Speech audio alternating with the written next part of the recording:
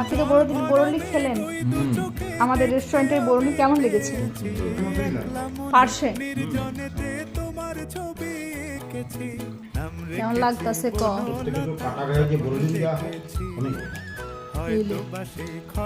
কেমন গো? পার্শের মতোই লাগছে। খাওয়া দাওয়ার শেষে আমরা চলে গিয়েছিলাম লাটাগুড়ির মহাকাল মন্দির। এই জায়গাটা অনেকেরই খুব পরিচিত, বিশেষ করে যারা নর্থ বেঙ্গলে আসেন বা থাকেন, বেড়াতে বহুবার এসেছেন, তাদের হয়তো এই জায়গাটা ভীষণ পরিচিত। লাটাগুড়ির এটা মহাকাল মন্দির। জায়গাটা ভীষণ সুন্দর, জঙ্গলের একেবারে ভেতর। তবে এখানে একটা ছবিও অ্যাড করে দিলাম যে হাতি নিজে এসে নাকি এখানে পুজো দেয়। তারপর আমরা চলে গিয়েছিলাম মূর্তি নদী দেখতে চলে গিয়েছিলাম।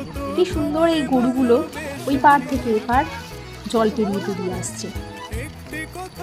জায়গাটা ভীষণ সুন্দর।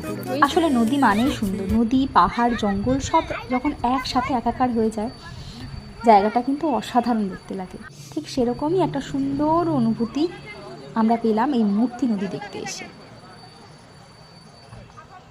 এই যে ক্রমাগত কিন্তু গরুগুলো ওই পার থেকে এই পার হচ্ছে, আর জলের কিন্তু স্রোতও আছে। বাচ্চারা খেলাধুলা করছে, জলের স্রোতে স্নান করছে।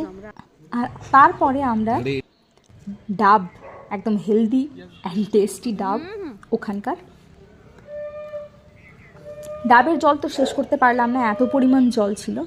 তারপরে এই যে চানা মাখা, এই চানা মাখা এত ঝাল, আর তার সাথে সাথে এই চানা মাখায় কিছু শক্ত শক্ত ছোলা ভাজা অ্যাড করা ছিল, যেটা আমার বাবার পক্ষে খুব টাফ হয়ে যাচ্ছিল খেতে, দাঁতের অবস্থাটা খারাপের জন্য।